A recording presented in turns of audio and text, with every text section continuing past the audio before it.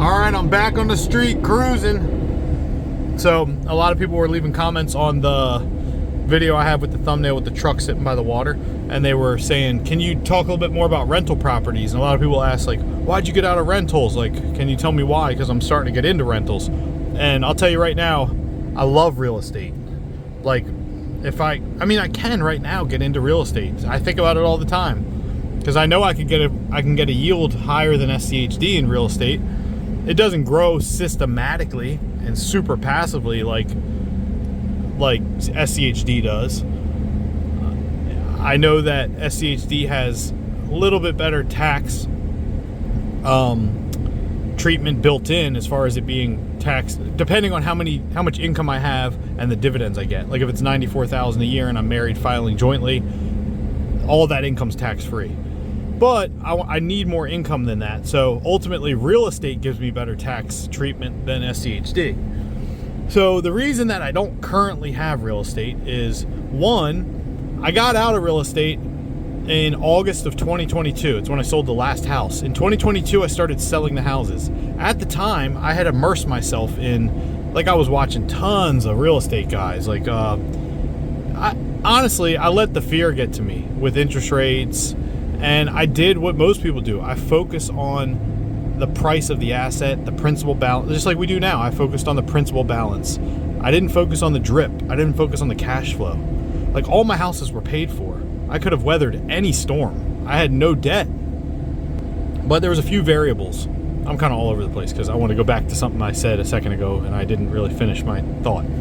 Okay, so before I get into why I stopped selling, why I stopped having rentals, because it's not really about real estate so much as just it was the climate at the time. So first I want to get into the pros and cons of dividend investing versus real estate investing for me personally. And I'm just going to talk about just SCHD. I'm not worried about principal balance and total growth or anything like that. I'm talking about trying to figure out, okay, let's say for example, I'm like, I have $1 million.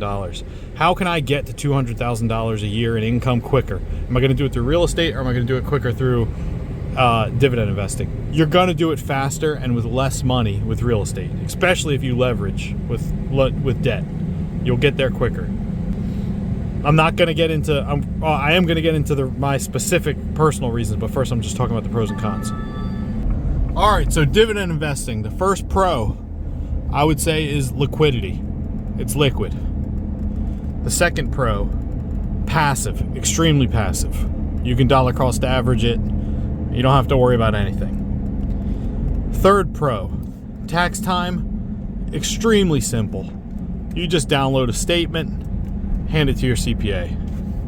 Fourth pro, time value. If you want to value your time and peace of mind, I'd put a big number on that. There's a very big pro with how passive dividend investing is. Fifth pro, I don't know if I said 4 yet. It's the end of the day. Give me a break if I'm all over the place. Fifth pro, if you have a family and you're concerned about handing your generational wealth or any kind of wealth you've created and having your children, whether it's in a trust, however you have it set up, keeping it very simple to where they can manage it at tax time, all those things like I mentioned. Dividend investing, massive pro. Very simple, very easy. Sixth pro, preferential tax treatment. There's thresholds as far as like your total income where you can have pay zero tax on your dividends. And then once you surpass that, you can pay 10%, 15%, up to 20%. It's going to be taxed at long-term capital gains. So my ordinary income, I'm in a 37% tax bracket. $1 million, I'd pay $370,000 of that, if that was dividends, in taxes. Where if I was in the 37% tax bracket, but my dividends were qualified, I'd pay up to 20%. So I'd only pay $200,000. So it'd put an extra $170,000 in my pocket. Decent tax treatment. Seventh pro, built-in compounding. Not just the principal balance, but the yield, the cash flow. I love that one. I think people undervalue or like discount that. They don't think about that as much, but you don't have to raise rents. I'm talking about single family real estate because I know commercial, you have that acceleration built into the leases. SCHD's dividend yield, its growth rate, has been 11.6% for the past 5 years. That's the average. 10 years, I think it's around 11%. I mean, you can't really beat that. 13 years, it's grown its dividend every single year. You don't have to talk to the tenant about raising rents, nothing like that. You just know that 11%, boom, it's going up. It's going up. And that's compounding over time, and that can be extremely powerful. All right, now real estate pros. There's probably other dividend investing pros, but dividend investing pro number 8, psychology. When the stock price drops, you're incentivized to invest more because at the time the stock is lower, the dividend yield is higher. And if you're chasing cash flow, the more you invest while the stocks are down, the higher your yield on cost is going to be. So you're going to continuously raise your yield if you keep investing when the stocks are down. So you're incentivized to invest when you're in the red, which is an amazing thing if you are someone that gets worried and fearful when the stocks crash and you don't want to buy. So I love that part of dividend investing. That's also something I don't hear a lot of people talk about, but I think it's a powerful thing in the long term. It's an advantage over other investors where they may be worried because they're focused on the principal balance. You're just like, man, the yield went from 3.76 to 4.19. I'm going to keep buying. I'm going to increase my average yield, if that makes sense. And if you can't wrap your head around that, that's because the dividend amount is a dollar amount of the share price. So, for example, if a share of a stock was $10 and the dividend was $1 per share, then it would have a 10% yield. So at $10, it'd be a 10% yield. Well, let's say the stock plummets, gets cut in half, goes to 50%, loses 50%, it's at $5. You still get $1 per share. So now the yield would be at 20%. So that's a really cool benefit of just the psychology of investing in dividends. You're incentivized to invest when the stocks drop. All right, real estate investing pros. The internal rate of return. So with a dividend stock, you have your principal balance goes up and you have your yield, your dividend, your cash flow. Well, with a real estate, with a rental property, you have the appreciation of the home, which is like your principal balance in your stock account, the appreciation of the actual home. If you have debt, you have the benefit of the tenant paying down the debt, buying the home for you over time. The third one is you have the cash flow from the rent if the property cash flows, and I highly suggest that you don't invest in any properties when you're first starting out that don't cash flow. Unless you're more advanced and you're doing like a value add and refinancing and pulling money out and that whole game. But when you're starting out, make sure that you do the math and you make sure the property cash flows. And make sure you include a vacancy rate and capital expenditures like roof and things like that. Like you stash money away for those expenses over time. But we'll get into that later. But so the internal rate of return, appreciation, the debt pay down, the cash flow, and then the fourth one, which is amazing, is depreciation. So if you don't plan on selling your home and you plan on just keeping it and renting it out for years to come, you can depreciate the house. You take the value of the house, not the land, and you divide it by 27.5. And that'll give you the dollar amount per year you can deduct from your income. It can save you a decent amount of money, especially when you have a lot of houses. But a good thing to note is that if you do depreciate your homes and then you sell them, you have to pay back the depreciation savings. But when you add those four together, you get a much higher return than you do with stocks. That's why real estate guys that know the game really well, they really, really enjoy it because it's easy to sit down and calculate those things and determine how much money you're going to get.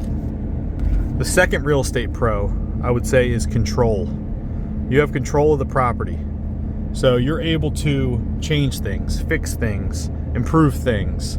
Let's say, for example, you can't get a tenant because everyone that wants to rent the home has a pet. You have the control to say, let's allow pets. Let's include a $150 extra pet fee. Or let's put a shed in the backyard and charge $300 a month to rent the shed. It's extra storage. You have control, so you can get creative. Maybe you can rezone the property and get an ADU, additional dwelling unit, put that in the backyard, and boom, you got another little unit. So you have control. You can be creative and you can do things to increase your income. I'm going to talk myself into getting back into real estate. Watch this. The third pro, I'd say, which is contradictive of what I said one of the pros was with dividend investing, but I'll explain why.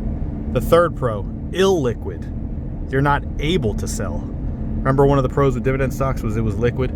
Illiquid. Guess why it's a good pro? Because it forces you to go to broke and you can't touch the money. It forces you to let the money grow and compound over time. Like Charlie Munger says, the first rule of compounding, don't interrupt it unnecessarily. I loved when I had houses because I would take the money, I would buy the home, all I had was the cash flow coming in, and I could never really access the principal balance unless I refinanced. But, you know, that's not something you can do overnight. So it forces you to invest the money and then go back to broke and then figure out a way to build it back up and go do it again. Fourth pro, taxes. Just like a business, you can write off all of your expenses before you claim your income. That's a very, very powerful thing. Landscaping, maintenance, AC units, paper towels for your LLC office, whatever you think or use, you can deduct. So that's a very powerful one, and that can go a long way. It can counteract and it can definitely exceed the tax benefits of dividends. The other major benefit with taxes is that you have the ability to do a 1031 exchange. So if you sell the property, okay, and you buy a property that's more expensive within a certain period of time, that transaction's tax-free. All the growth on all the gains you made on the sale of that property are not taxed as long as you put it into another piece of real estate. So a lot of guys will keep scaling up and scaling up and scaling up. And you do that tax-free. You don't pay tax on the gains if you do a 1031 exchange. The next pro that I'd say falls into taxes is that you have the ability to pull money out debt-free, tax-free. Another big benefit that falls into the tax category is being able to do a cash-out refinance. Because what you can do is you can pull money out. This is not a taxable event. So what you can do is you can pull money out and you can use it to invest in another property. And that's how a lot of people scale. So for example, let's say your original loan amount's $150,000, but the value of the property is now $300,000. And let's say that the amount of rent that you get now has a debt service coverage ratio, so you're getting enough in rental income to easily cover the mortgage. They would say, for example, yes, you could take $100,000 loan against this property, cash out refinance. You now still have the cash flow from the property to cover the mortgage. The rent covers the mortgage, and then you can take that cash and you don't have to put it into the home to do improvements or anything like that. You take that cash, you go get another property. So you don't want to get over leveraged, but that's definitely a very powerful strategy. That something you can't really use in stocks. I mean, you can leverage yourself up, but it's not the same strategic, calculated strategy that it is in real estate. I'd say number 5 is predictable income. So you're gonna have very predictable income. I didn't add that as a pro in dividend stocks, but that's in dividends too. But cash flow from real estate can be very predictable. You have long-term tenants. You can have lease contracts that the tenant is in the property for a year plus, and it's very predictable. The next thing I'd say is that it's tangible. It's real. It's a hard asset. You can touch it. You can walk up and you can see it. It's real. That is an amazing thing, man. I used to drive around and just look at the properties. I would just drive and just cruise and be like, man, I own that. You know what I mean? It's a good feeling, I'm telling you. And we had a pretty good amount of houses too. And I think the last one, I know there's other benefits to real estate that I'm not thinking of, but real estate hasn't been, I think about it all the time, but it's not something that I'm like always obsessing over like I used to. I'd say is that it's a hedge against inflation. You know, when we're in an inflationary environment, like oil goes up, real estate goes up, it's a commodity. Gold goes up, like it's a hedge. Okay, now the cons of another pro is you can have a property manager, so it's hands off, so you don't have to personally go and people say like toilets and tenants and toilets, like you're not doing that, dude. I never got it. I'll be honest, like I never had any problems. I had like a couple little things here and there, you know, like the biggest problem we had was the area that we had the homes in. They were in an area that had like salt tanks, so like they had like a water treatments on the homes. They had a well water with like a brine tank and a salt tank, and that was the biggest problem, was that well stuff. So if it has city water, it's probably barely any problems, but we didn't have any major problems. We had like capacitors and AC units fail and things like that, like a water heater, you know. But that stuff's not crazy expensive. If you bank some of your cash flow in the first couple months, you build up a little nest egg to where you have your you have your money for CapEx, and then boom, something happens, you're like, oh, I got it. Boom. All right, now the cons. I'd say, did I say dividend investing cons? It's been a long day. I don't know what I said, but I don't know if I said cons on dividend investing. I don't think I did. All right, so let me think. First, I'll start with real estate cons, since we're on real estate.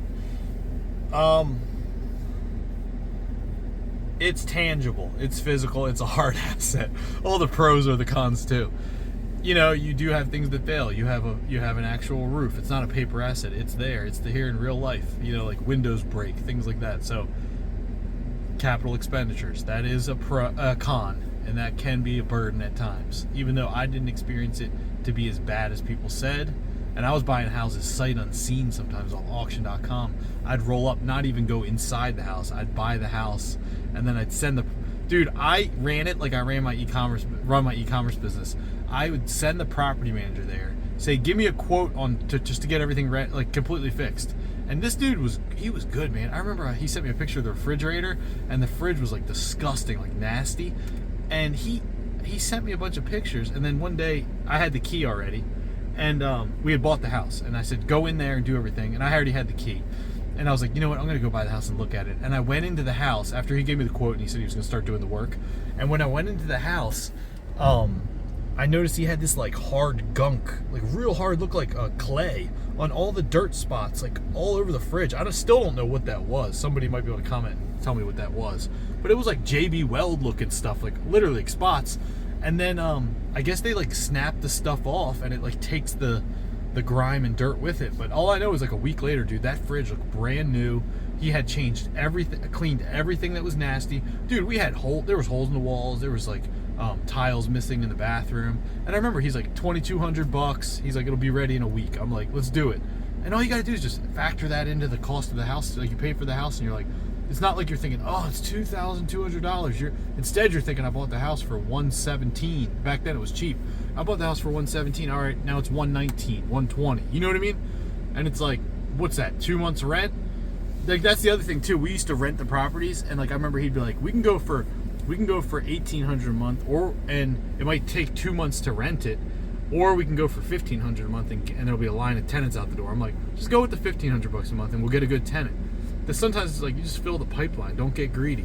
Fill the pipeline and select the best one, and then in the long run, you make that money back. Because you try to get to $1,800, if you don't get it rented for 2 months, the break even now is like freaking what, $3,600, rather than just losing $300 a month for. Do you get what I'm saying? It ends up being the same at the end of the year, if that makes any sense. All right, so some more cons of real estate investing. Another con of real estate investing is that the guy thought I was filming and he's walking. Another con of real estate investing, it's illiquid. Even though I said that's a pro, a lot of these are pros and cons. You know, it's illiquid. So if you do need money and you're in dire straits and something happens, you can't just sell the property really quickly and recapture your money like you could sell a stock. So that can be a benefit in stocks, but I kind of look at the illiquid as a pro in a way, because it forces you to keep your money growing and not continuously freak out and take it out and change and switch and do different things, which I personally end up doing and a lot of people do. The next con I'd say is large barrier to entry. So you'd have to have a decent amount of money to put down to get a house. You have to have a decent credit score if you want to get a loan. It's not as easy as just going online on a brokerage account and buying a share of something. You have to qualify for the loan. You have to have some savings to once you close on the house, just to even get the thing up and running sometimes. or pay this, or depending on your situation and the lender, you may have to have reserves. You may have to have a certain amount of money in a savings account for them to even give you the money for the loan. The next con I'd say is market and interest rate risk. So there's a lot of variables with real estate, whether it's insurance, FEMA changing flood maps. That's actually one of the reasons why I sold our houses. I'll explain it to you. FEMA can change the flood maps in your area, and then next thing you know, you have flood insurance. That's a crazy variable. I'll tell you the rules I have for real estate investing too. I made like a little rule book for myself, and I followed it, and it worked pretty well. So another one is one of my rules is no HOA ever. I had HOA twice. I had a condo on an island by the beach, and I had a townhouse on an island by a beach. Both were HOA. Both were a nightmare. That's a variable that's out of your control, can be raised at any time. You have no control over it, and it can just be a real pain. It can kill the cash flow. So the other thing is that the interest rate risk. So you don't know if we're in an economic downturn or there's inflation and they start fighting rates, and the rates start to increase and the economy crashes, people lose their job, you go into a recession, rents get squeezed. So you run that risk. But you also have that risk in stocks too, but not in the same way you do in real estate. Then the other thing to consider is, when I say market risk, I mean like the actual market you're in, like your neighborhood. Neighborhoods can change, crime, things like that, because it's a hard asset. It's real. It's here. You can drive up to it. So that can be a con. A lot of the pros are cons, depending on how you look at it. The next con I'd say is management hassles, like dealing with property managers. That can be a pain. Unless you have a really good property manager, they can be a little bit of a pain, where they may do a repair and they're like the middleman, and maybe they give you the invoice, but the guy maybe they have their own techs and they work for them, and the invoice seems a little high to you, and things like that. That can be a pain. Or them providing you the correct documents when you need them, like at tax time. You may, like your profit and loss and your rent roll and things like that you need.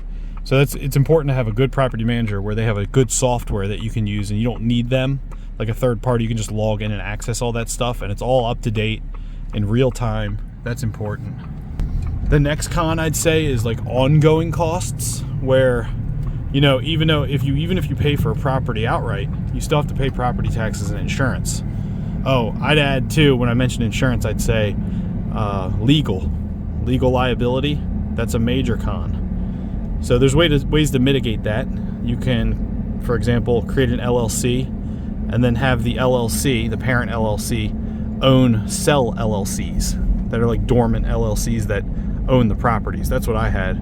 So I had one LLC, and that LLC owned all the LLCs that were the properties. And if you really want to get intense with the charging order and protection, you can create an LLC, for example, in like Wyoming, and that owns the parent LLC in Florida, and then the parent LLC owns the sell LLCs that own the properties. And then on top of that, this is all stuff exactly what I had. And then on top of that, you max out every home's insurance policy with a high liability. So you make it the max liability, and then what happens is you get an umbrella policy on top of that. So the reason you have to get the max liability is because once the liability is triggered or surpassed on any of those homes, you have one umbrella policy that covers all those homes, even if they're under different LLCs. And what'll happen is it'll trigger. Like you could set it for $1 million or $2 million. So if someone slips and falls or tries to sue you, one, they're not going to be able to sue. Oh, there's another thing you can do too. You can add a second person to the parent LLC. It can even be your wife. So for example, because you have a second person as the owner of the LLC, let's just say for example you got in a car accident and they said, oh, this person owns all these rental properties, let's sue them. Well, when they go through the charging order, they're going to try to sue the LLC, and they're going to say, oh, there's two owners on this LLC. That other owner had no fault in this accident, so we can't go into these things. So for example, that could be your wife. Even if it's your spouse, it can still work that way. I mean, get legal advice. I'm just saying, based on things I've researched and the way I had mine set up with some guidance, those are things you can do to mitigate your risk. But that's a con. Legal, that's definitely a con. And that's an ongoing cost too. You know, if you want to work with a real estate attorney or insurance, property taxes. Oh, another pro I didn't mention for real estate is interest rate. You can deduct interest rate from the loans, which is a pro, up to a certain amount. And I think the last main con is vacancy. Like a tenant moves out for extended... Oh, I have another one.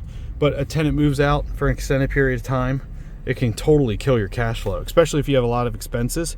If you like over leverage yourself and you have a massive mortgage payment, and you barely have any savings, and the cash flow just keeps decreasing, and the tenant's gone, and you've got nothing to pay the bills, and you got to take it out of your personal pocket. If that goes on for a long time, that can kill you. Cash is like oxygen. It's like if you take it out of the room, you'll suffocate. So the other one I'd say is churn. Like a tenant moves out, you know, that can sometimes be a pain. If you have a high churn rate, it's worth sometimes to get a little less rent than to try to get someone out and get a new person in at a higher rent. I've just seen in the past where it sometimes can bite you. You can't find another tenant, and there's a lot of repairs needed. And in the end, you calculate the break even, and you're like, what was the point of that? We're getting like an extra $200 a month, but we just spent all this money and it was vacant for 2 months. You get what I'm saying? So sometimes it's better to just have a good tenant for a long time. Actually, in my area, there's a guy named John. He's pretty well known. He has a book called, he lives in this area. I saw him, I've talked to him at Sky Zone and stuff in person. But he owned like hundreds of rentals. It was called Building Wealth One Property at a Time. There's a guy on YouTube called Coach Carson. I was joking around with my brother because he says, "Hey guys, my name's Carson, but you can call me Coach." And when he said that to the guy John, who's like an old man, he's like, "Hey John, you can call me Coach." You could tell John's like, "I'm not calling you Coach." But he didn't say that, but I just thought it was funny that he said, "Call me Coach." But check out Coach Carson on YouTube. I'm promoting his channel. So, but John, there's an interview with John on his channel. And that guy John lives around here, and he actually, all his rentals are in this area, so I could listen to his advice and literally be in the exact market he's in.